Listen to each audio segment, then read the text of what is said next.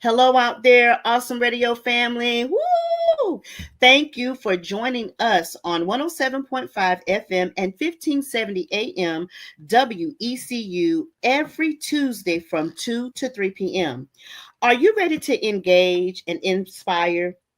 Welcome to Let's Talk K-12 Education Show. I'm so excited this Christmas season for all the things that we're doing. And I'm your host for the next 50 minutes, Tonitia Langley, education enthusiast, thought leader, and founder, education coach, and consultant. I'm excited to partner with you as being the heart of the community, which is built on education. I'm the host, but you and the community mean the most. I would love for you to share your suggestions of what you would love to get more information related to K-12 education. So if you have some thoughts and some suggestions, please email us at let's talk K12education at gmail.com. Guys, you see these? You see her? Yes. So it's December. We're Yes. ringing in the holiday spirit, celebrating the most wonderful time of the year here at the Let's Talk K-12 Education Show. As we count down to the K-12 winter break with a new year on the horizon, we're bringing you all the insights and resources needed to make this season uplifting for everyone in our education community. Partner with us as we explore how we can support and uplift schools, families, communities, and spread joy, foster growth, and create inclusive atmospheres for students and educators alike. Join us as we share tips, insights, and spread just a little holiday cheer to make this season bright and memorable for everyone in the world of K-12 education. During the month of December, leading up to our Christmas Eve show on December 24th, you can be a Let's Talk K-12 Education Awesome Radio Christmas Helper. How? By calling in to the Let's Talk K-12 Education Show for the various opportunities to receive free Christmas giveaways. Yep, you heard it. Free. Free. What you say about that, Dr. Turney? Oh, yes. I love free. So here are the ways to be an awesome Christmas giver and receive Christmas giveaways. When prompted, call into the show at 252-756-3137 and give a Christmas season shout out to a K-12 staff, meaning a principal, teacher, bus driver, cafeteria worker, secretary, custodian, and tell them you wish them a Merry Christmas because it's just that simple, folks. So, for educators and K-12 stakeholders and partners, may your Christmas be as bright as your students' future and your Christmas break be filled with lots of Christmas cheer, cozy moments, and plenty of hot cocoa. For the K-12 families in our listening and viewing audience, may the spirit of Christmas fill your homes with love, peace. On last week's show, we celebrated K-12 Thanksgiving break and explored the topic thankful and thoughtful behavior management with Thretha Green and Tiffany Proctor, and we provided tons of information regarding the topic. If you would like a recap of those tools and resources for any previous Let's Talk K-12 education show, catch us on the replay and comment hashtag replay by heading over to Facebook, Awesome Radio 107.5 FM and 1570 AM with the purple and green logo, or we're over on YouTube. So head over there, www.youtube.com at Awesome Radio WECU. Again, look for the purple and green logo.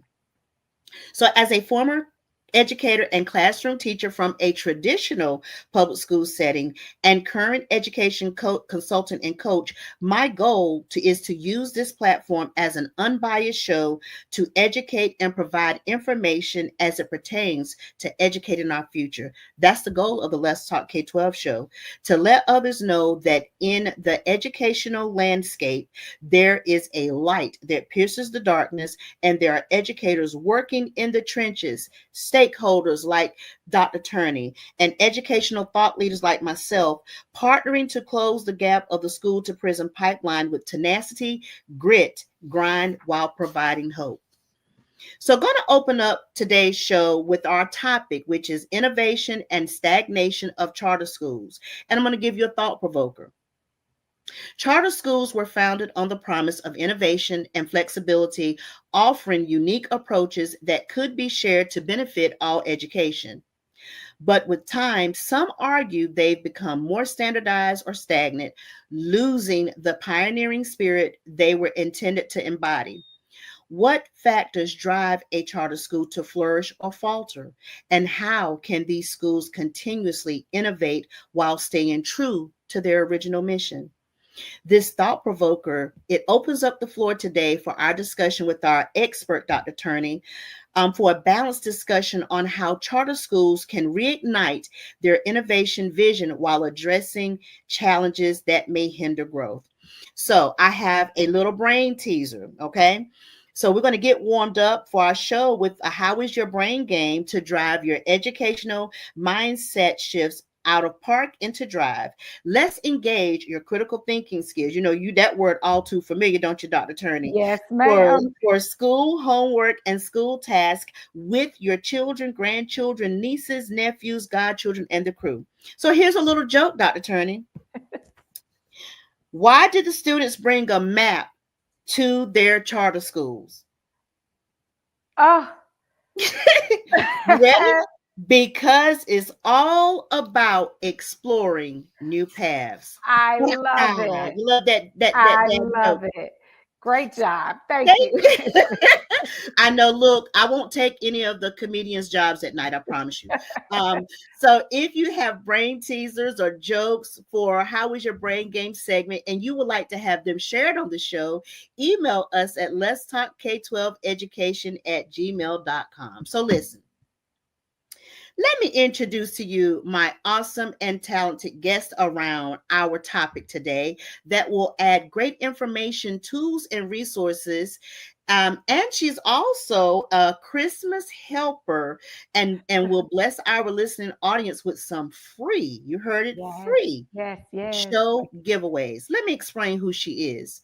Dr. Crystalline Turney, now a highly in demand consultant to school districts, educational entities, and organizations, Dr. Crystalline Turney has transformed 25 years at the top tier of teaching and K-12 schools.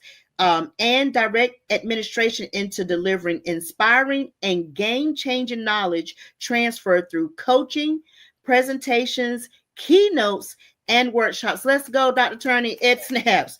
Dr. Crystalline Turney is the founder of Dr. Crystalline Turney LLC and the co-founder of Charter School Pros. Both companies successfully work with schools and organizations on DEI practices, school improvement, and leadership coaching and mentoring. I love all those.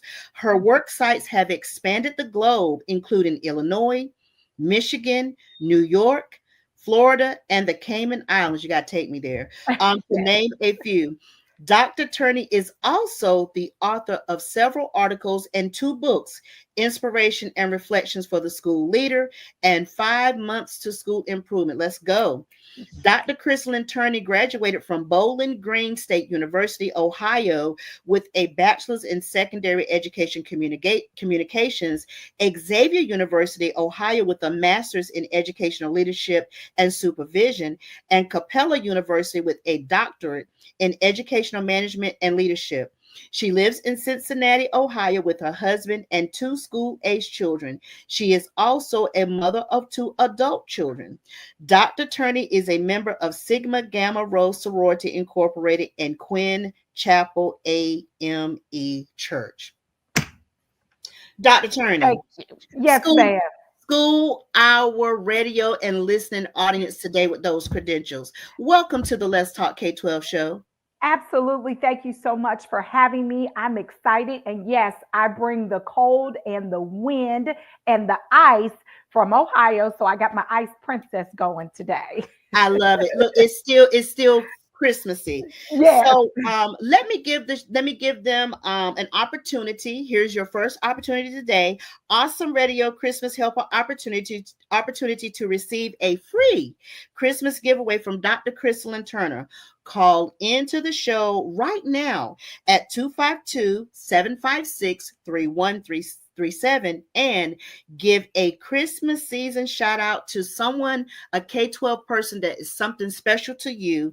It could be a principal, teacher, bus driver, cafeteria worker, secretary, and custodian. And what we want you to do is we want you to tell them you wish them a Merry Christmas because, and then fill in the blank.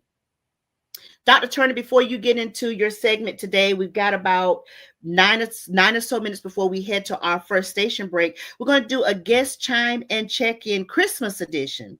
Okay. So, Dr. Turner, share at least one favorite school or Christmas tradition in all of your 2 decades, almost 3 decades. Well, I have so many stories, and Mhm, thank you so much for this opportunity. And I'm going to get all into it a little bit later on. mhm, But one of my favorite school Christmas traditions is we write letters, postcards to the students before they leave for break, and then they mhm. are mailed home to them during break. It's a nice little pick me up. It's a nice little reminder that we are a school community, we are a family, we love them and we Mhm. care. Because here's the reality, not all students go home to Christmas gifts and love Very and true. cheer and a Mhm. welcoming holiday season time. Very So, true. those 2 weeks for them could be a challenge. So, they receive handwritten cards from me and my staff, some of their favorite teachers, just, hey, how's it going? We miss you. We can't wait to see you in January. All the fun things. So that's one of my favorite traditions that I did while I was a building principal. Oh my gosh, Dr. Turney, that just touched my heart in more ways than one. On the show recently, we talked about being culturally responsive. That's Yes, one way to do it. Um, we talk about here this being unbiased and promoting inclusivity. And what a beautiful way, because you're right. On one of the former shows, we talked about everything isn't all roses and creams and Christmas that's right. trees and cocos at home for some students. So it almost bringing tears to my eyes. What a beautiful way to let these students know that they mean something to someone. And just because they're not at their safe space, because we even talk about that a lot throughout the show, Right. school is the place for some of these kids in these Mhm. compromising situations. That's beautiful. I can't Thank even you. top that. Look, I was gonna do my little Christmas tradition. That's so beautiful. I'm gonna leave that right there. That because I Thank you. want people to know that uh public and charters, excuse me, public, traditional, and charter education sometimes gets a rap, but it's so good to have someone representing to say, no, we care about your kids. We That's care, right. so they mean something to us. So I'm gonna leave that right there. Thank So you. the objective today is to on our topic, which is innovation and stagnation of charter schools, is to explore the innovative practices and potential shortcomings of charter schools with a focus on their impact on student achievement, educational equity. With and Dr. Chrislyn Turner will share insights into the evolving landscape of charter schools and discuss strategies to optimize their effectiveness.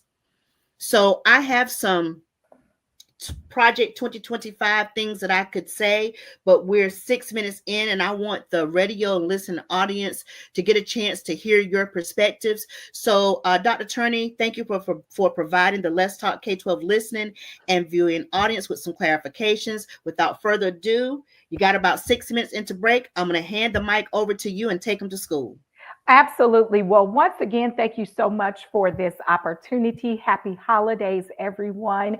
But with the holidays comes that reminder that we are in the middle of the school year, and this is the time that the honeymoon period is over, and we Mhm. are looking at returning from semester break with preparations for state testing. And so, how does that look for various schools and districts? And how can you be supported through that process? So, I'm going to give you strategies, ideas, but the reality is, in our short time here together, I can't cover everything. And so you can reach out to me after this. We can connect. I can even come to your school and district or provide professional development or keynote or even provide instructional or leadership coaching and support.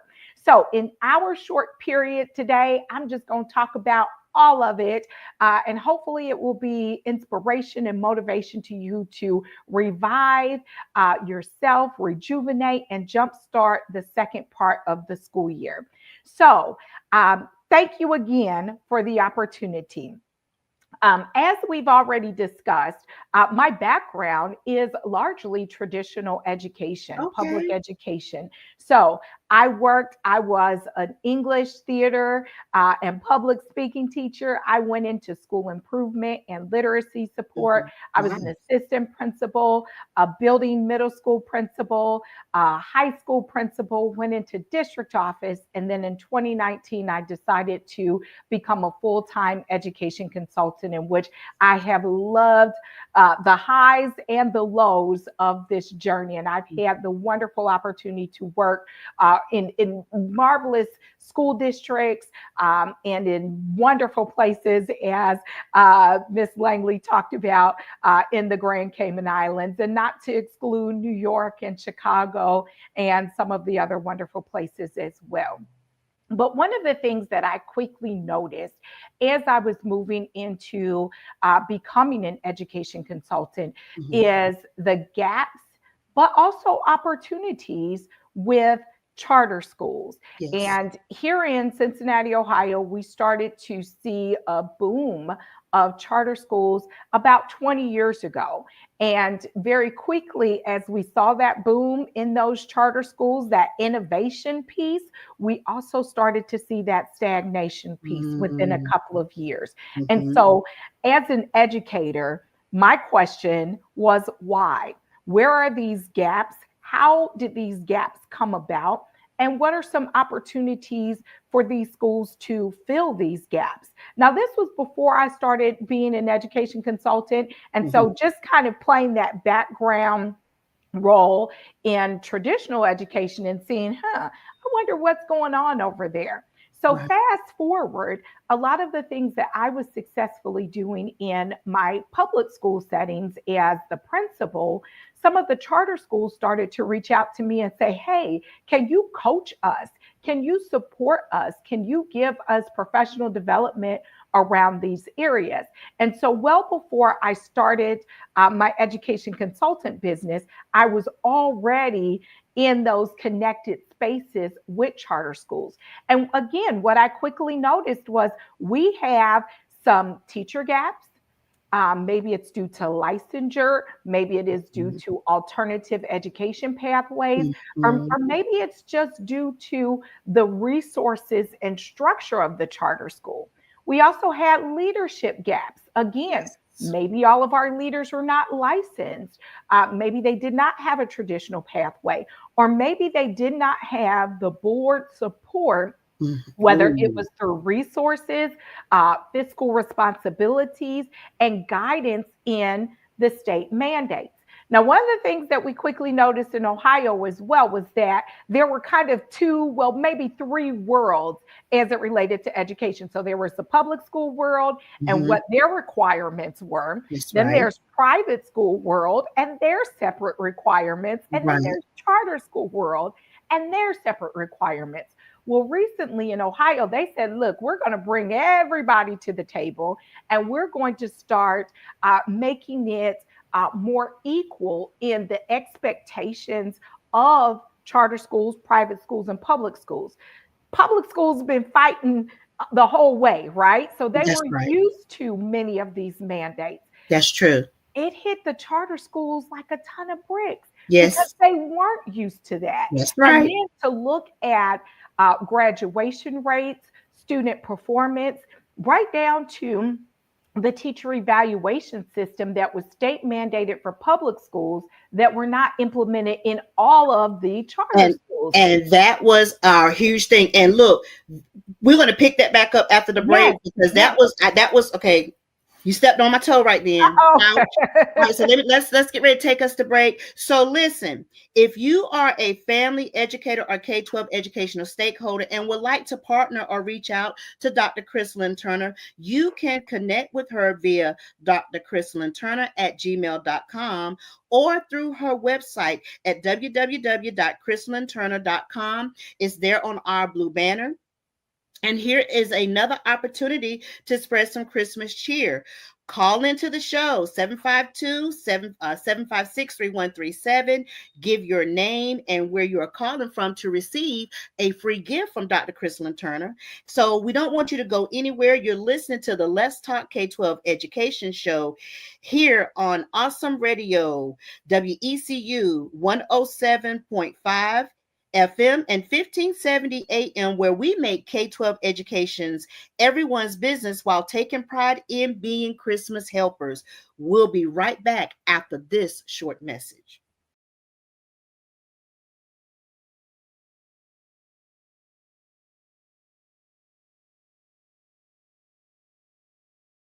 Welcome back to Awesome Radio 107.5 FM and 1570 AM. You can find us here talking about all things education every Tuesday when from 2 p.m. to 3 p.m. Eastern Standard Time on Let's Talk K-12 Education. You can also find us on Facebook on Awesome Radio 107.5 FM and 1570 AM. Again, look for the purple and green logo. You can find us over there on YouTube at www.youtube.com at Awesome Radio WECU, again with the purple and green logo. And we want to hear from you. So if you have some thoughts, topics, or ideas that you would like to have shared on the show, email us at let's talk K-12 education at gmail.com.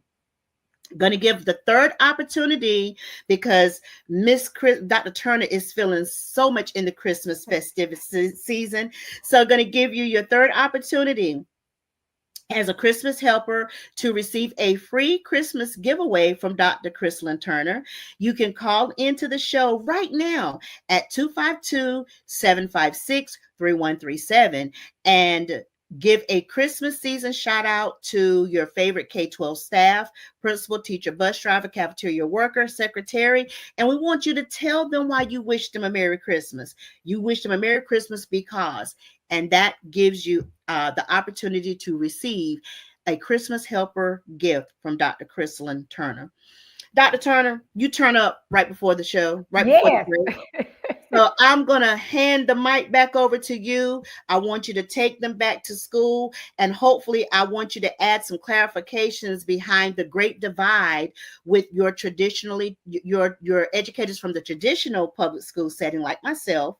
And hopefully be able to provide some insight and to clarify some things with public, traditional, and public charter. So I'm gonna hand it back to you. Taking to school. We got about 8 minutes before we head to our break. I love it. Well, thank you again. And I love the Christmas cheer idea. That is a wonderful way to celebrate and support our educators, because oftentimes we come down so hard on them and we forget the hard work that they do to really help the students of the community and of the world. So thank you so much for doing that. And anyone who receives my book, I hope you enjoy it and you share it with your education community and friends as well. So you're right. Right before the break, I was taking it to school and you cut me off, but I am still here and I'm excited to go some more. So one of the things that I want to really stress is that charter schools are not bad. There are many high performing charter schools that we want to continue to celebrate and push. The innovation around charter schools where they say, hey, listen, we're going to create an arts magnet or a sports magnet or a STEM magnet really is an extension and a stretch for what many traditional public schools cannot do. And so there is that opportunity through outside funding to say, look, this is what I believe our community wants and deserves, and this is what we can do. And so we have really a large push for the success of charter schools, and we want that. Another thing is we traditionally see charter schools in our urban communities, in our traditionally marginalized communities, Mhm. amongst our Black and Brown students. We see a large majority of students with disabilities, as well as Hispanic populations and English language learners, because they see this as an opportunity to really focus in on some of the things that they are passionate about. We Mhm. also have to remember that some of our charter school families, as well as educators, were disenfranchised for whatever reason from a traditional setting. And this is that alternative. This is that school of choice. And because of that, we want it to be that innovative opportunity for students, families, and staffs to grow, to thrive, and to be amazing and take those experiences well beyond their pre K through 12 years. And so, again, when we talk about innovation, yes, but we got to look at that stagnation that prevents that innovation. So, one of the things that I was talking about was how there is this shift where that great divide doesn't exist as much as it did several years ago, right? So many states are recognizing that we need to have higher standards and expectations for all of our schools, especially charter schools. Because Mhm. one of the things is the money is being funded in many regard with the per pupil expenditure to the students as they're going to these charter schools. So they're leaving traditional schools, they're taking that money with them, which is wonderful, right? But in the traditional public schools, we don't want to look and say, well, that wasn't worth it because that child is no longer getting that high level of education they would have received here. They are not getting the high level of support that they received here for whatever reason. And so there is this outside looking in idea like, wow, if that student would have stayed here, they could have gotten that. But we don't want that for anybody. We want our students, in no matter what school they're in, to be performing at their highest level and their potential. So we think about this really from the standpoint of state testing, teacher Mhm. evaluations, Yes. and measuring that level of effectiveness. So, one of the things that I said as a gap is that oftentimes the teachers might not have the same credentials as a public school teacher, Yep. and same thing with the leaders. And so, this is a gap. So, one strategy and suggestion that I have is we got to coach those individuals up. So, one of the things that I provide through Charter School Pros is that administrator support. I'm providing them ongoing one on one, hands on coaching support, almost as if I'm filling the gap of a traditional degree, a master's in education administration, Mhm. basically, Mhm. filling that gap as they are going on their journey. So it is a very much a hands-on coaching engagement process where we're breaking down their key performance indicators, their needs, and aligning it with their one needs assessment or their state mandated one plan or their continuous improvement plan, depending on whichever state you're representing, and targeting those interventions and support to guide them through this process. So again, it's like they're learning, they're growing, they're connecting, they're helping their school all at the same time. And so that is a critical, oftentimes missing piece. And when we think about Huge. funding and Mhm. opportunities, it's like, hey, the funding is there. Let's do this so that we do get those high reading and math scores and graduation rate and students who are prepared for college and career and beyond.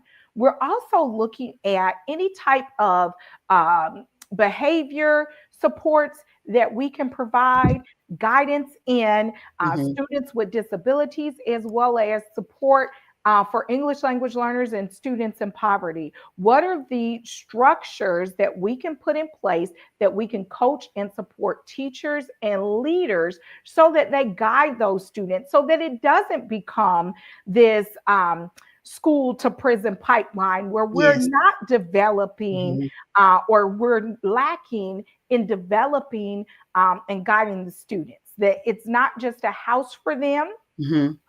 where they're unable to grow and be successful. Oh, you talked about data driven instruction. You talked about equitable distribution as far as credentialing. So you hit a lot of stuff. So look, let's get ready to. If you want all of this, what she just said, and you are struggling, we want you to reach out to Dr. Crystalline Turner Yes, yes, at yes. at drcrystallineturner@gmail.com or through her website at www.crystallineturner.com. Turney.com, but it's on the screen. So listen, you want to get Christmas cheer? She's going to do a giveaway. Call us now at 252-756-3137 and give us your name. And she's got a special Christmas giveaway just for you. So, with all of that said, Christmas cheer, don't go anywhere. You are listening to the Let's Talk K-12 Education Show on Awesome Radio, WECU 107.5 FM and 1570 AM, where we make K-12 education everyone's business while taking pride in being Christmas helpers. We'll be right back after this short message.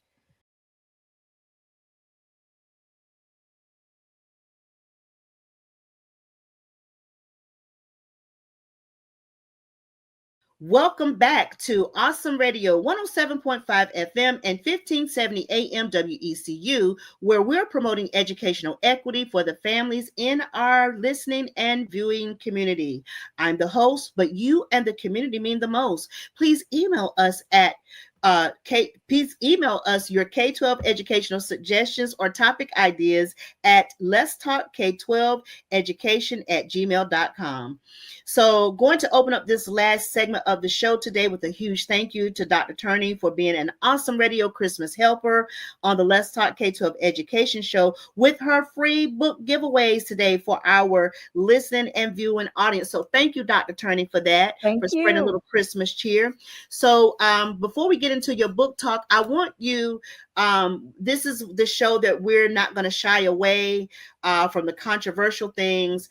I'm going to talk about some of the discussions that was held in my traditional public PLCs, our cafeteria discussions, our grade level conversations, what we were talking about regarding when students are starting at the charter schools at an X amount of time, then coming back to traditional public. So I want you to talk to our radio listening audience and viewing audience about that particular unpopular topic and the ways that you are closing that gap from that happening consistently. It won't stop it all the way, but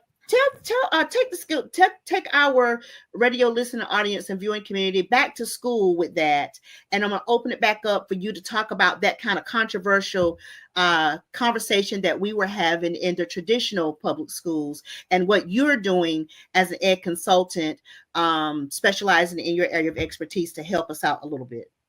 Okay, well, here's the thing. Nobody wants to lose students, right? Very We true. don't want to lose them for that connection, that growth. And we also don't want to lose them because of funding, right? Right. And so, what happens oftentimes in the traditional public school is, again, they might get disenfranchised, they might see more hope, opportunities, or just a better chance for them to be successful in a charter school. Mm-hmm. And so they go to the charter school That's true. and we say, okay, that's fine. And then they get to the charter school and they realize, oh, wait a minute, this wasn't what I thought it was going to be. I miss some of the structures and opportunities that were provided in a traditional setting. And Mm-hmm. so the student, along with their family, say, you know what? Maybe that public school wasn't all that bad. I'm going to go back, right? But Right. when they go back, now we're flip-flopping this money. You Yep. know, the traditional school has lost the money up until a certain True. period of time. And if they Yep. don't return back in a certain period of time, the money Mhm. is gone. The charter school gets that money, or vice versa. They go to the charter school and then they come back before that money has transferred. And so now you got money just floating in the air. Yep. You also have those connections that families and students and staff really gain from having that student for an extended period of time. And so the reality is nobody wants to be there. So, what are some things that we can do with charter schools in particular to keep the students once we get them? Because another thing that we're noticing is even in North Carolina in 2025, you all are due to have an additional 16 new charter schools that are set to open for 2025. And But we just opportunities, noticed that's opportunity right. scholarship vouchers. Yes. Absolutely. But we Mhm. also noticed that just last school year, almost half that number closed for Yes. lack of board oversight, Yeah. fiscal instability, Mhm. or teachers, leaders, as well. I'm sorry, ineffective teachers and leaders, as well as low enrollment, right?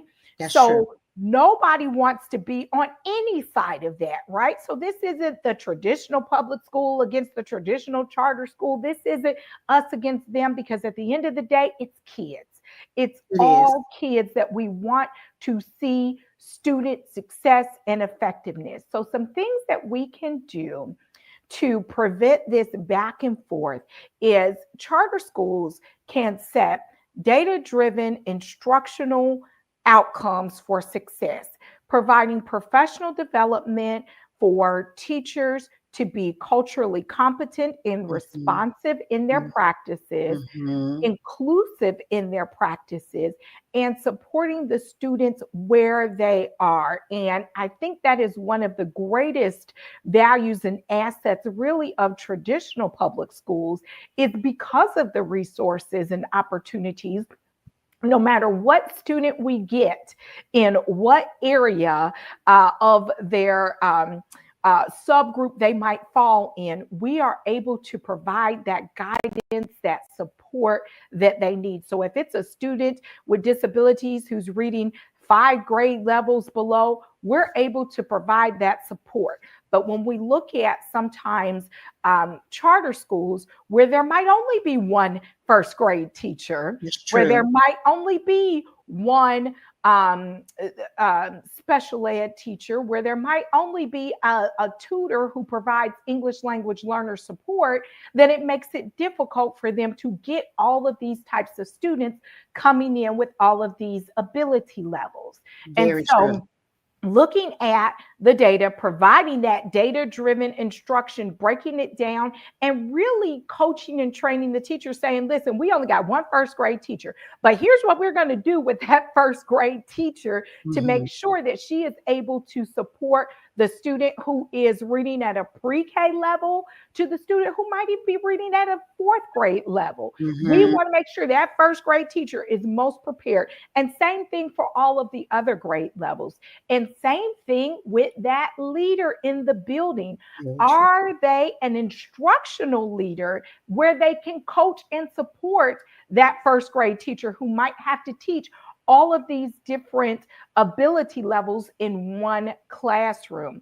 Some additional things, again, providing that professional development, providing that instructional hands on support through professional learning communities and teacher based teams. And we are looking at the tracking and the alignment of students who are coming into us. What levels are they when they come in? How Mhm. can we keep them to prevent them from leaving? What can we do to support them in this journey?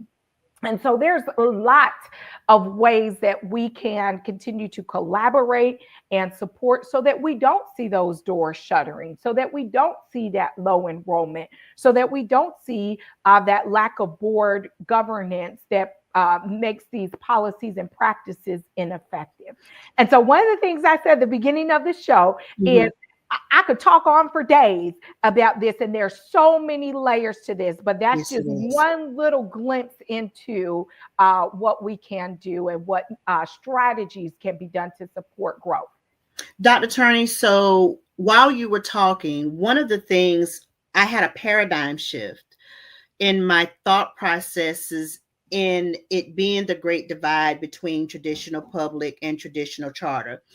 As you were talking, and because you have the foundation from a traditional public setting, you have a clear indication of curriculum differentiation, academic learning differentiation, and you know the language, and you know that, and the paradigm shift that I just got was this: it shouldn't it shouldn't matter to us, because the other thing that I recognized when I went to this big charter conference to gain education and wisdom for myself, and not inferring, not assuming, not thinking, not any of that, was that they're not getting as much public funding as we think. That's right.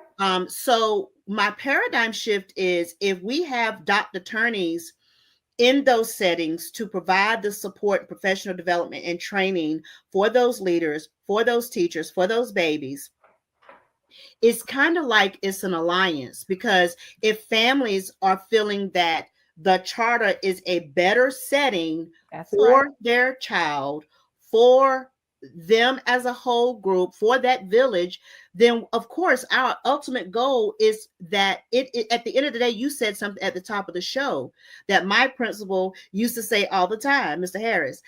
It is about kids, it's That's about right. children, it's about students. If we keep that at the forefront, Always. then we can make gains. And so when you all in the charter section, when you have a doctor attorney that's going in and making sure that organization, that educational entity have what they need to be successful, for successful student outcomes, then it sets the traditional public up for success, because now it doesn't matter, because that child and their families are more likely to stay That's right. in the Yep. charter, Hmm.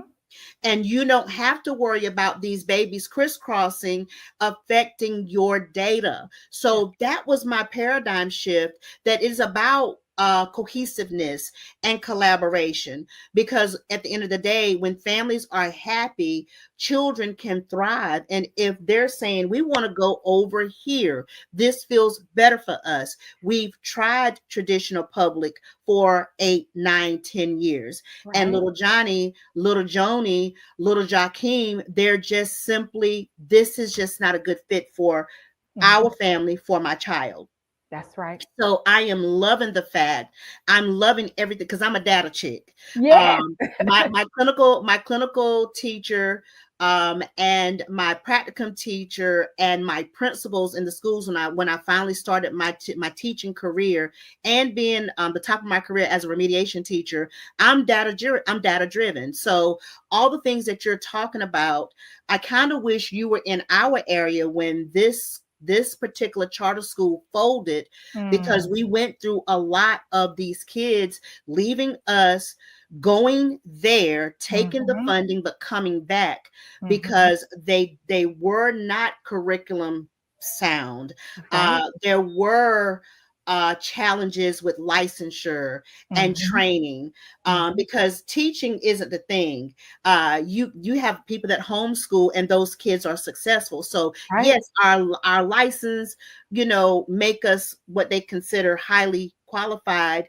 But Right. if you've got sound, if you understand curriculum, understand your child, and understand how to look at data, and let that drive what you're doing, then you That's become right. more successful. So oh my goodness, I could, you talking about data, you talking about all those things that just get my Christmas bells just going. So Dr. Turney, thank you for that information, and closing this isn't a divisiveness, and it Right. shouldn't be. It No. shouldn't be. It should be, if we have consultants going in, and highly effective, then those families are going to want to stay there, because they left Right. traditional public for a reason. We Hmm. didn't just say, oh, let's just, That's right. cause more confusion. So, Dr. Turner, before we get out of here, we got about 7 minutes. I want you to talk about your let's have a book talk about the two books. You can talk about one, you can talk about both. I hope that I'm one of the Christmas helpers too, that I get those books. But give a book talk. We got about 6 minutes before the end of our show today. Give us a book talk on those books. Okay, wonderful. Well, I wrote inspiration and reflections for the school leader during the pandemic. It was shortly after I started being a full time education consultant.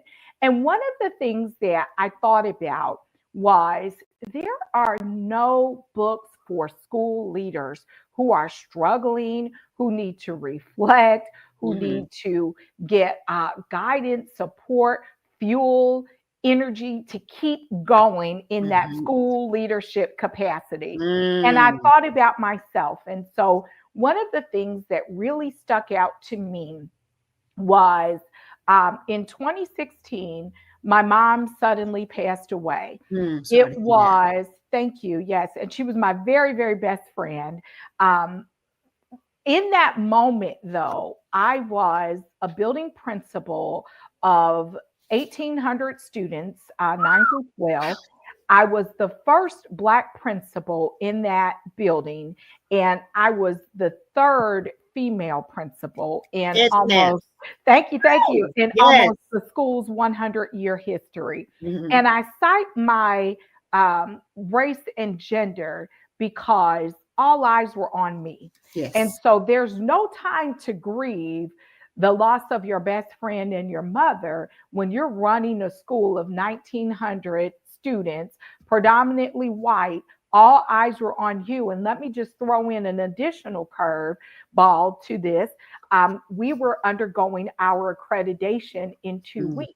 Mm. So the week that I buried my mom was the week that we had individuals from the accreditation organization coming in and interviewing me, walking through my building, interviewing student staff. We're having to provide food. We're coaching and supporting them on the things to say, Mm-hmm. not to say. We're providing curriculum books and data, and I'm in charge. And so I leaned very heavily on my faith and very much on the things that my mom taught me. Mm-hmm. And that was to always keep going and Keep to going. focus. And so my days were spent in the accreditation process, and my nights were spent in tears. But it was okay because I got through it, and I'm very grateful for that. But in that moment, I said, where is a book to help a school leader? How can I reflect on what I'm going through? And so I wrote that book with that same concept. And it's actually a reflection journal Nice. where it asks you about personal and home lives. I've talked to other school leaders who were going through custody battles, Mm-hmm. the big time divorces, and you're still Mm-hmm. the face of that school, and Yes. nobody cares Yes. that you're going through a divorce at home because you got to Exactly. be here. Nobody Mm-hmm. cares that you're grieving the loss of your mom and best friend. You have Mm-hmm. to be here. So I felt so passionate about that topic because, like I said, we got chicken soup for the teacher soul, we got chicken soup for the parent soul, the grieving Mm-hmm. soul, but we have nothing for the school leaders. And That's so so that was true. my guidance for writing that. And the book now is almost 4 years old. And it's like, I need to come out with another version of it Yes. because that has been one of my better selling books. Uh, Mm-hmm. the other book that I have is 5 Months of School Improvement. Love that one so much because very quickly, when I worked in the Cayman Islands, basically we had 5 months to turn that school around. And Right. so, peeling back all of the layers, the gaps, what's missing, here are the opportunities, here are some measures for success that we're going to go through. And looking at the school that I worked with and seeing how ground level they were. They loved what they did. They were passionate about what they did. But the reality is there were so many gaps. And so where do you start in that place, right? Exactly. And so, how do you pile all the things on where we're looking at curriculum, we're looking at lesson plan writing, we're looking at our students with disabilities and the gaps that they have, we're looking at the time that we even taught English and reading, that there was a misalignment that we're teaching music longer than we're teaching reading. There we How can go. we switch that around, right? And Mm-hmm. so, in that short period of time, I learned some very quick tips, excuse me, that oftentimes schools forget and neglect when they're trying to improve. Like I said, right down to how much time are you dedicating to literacy a day? How much time are you dedicating to math? How are you using your benchmark assessments to guide instruction? And just because they're in this class this week doesn't mean they have to be in that same class next week. There we How go. fluid can Mm-hmm. we be with our academics to get this thing to work, and how can we improve in a very short period of time? And on a side note, I think that that is a critical missing piece for not only charter schools but traditional public Well, schools as well. absolutely. So Absolutely. Absolutely. Dr. Turney, I want to give our radio listening and viewing of audience an opportunity to get these free Christmas gifts from you guys, because I want one. yeah, So we're going to give them an opportunity to receive this free gift from you as a Christmas helper and Christmas giveaway. Call into the show at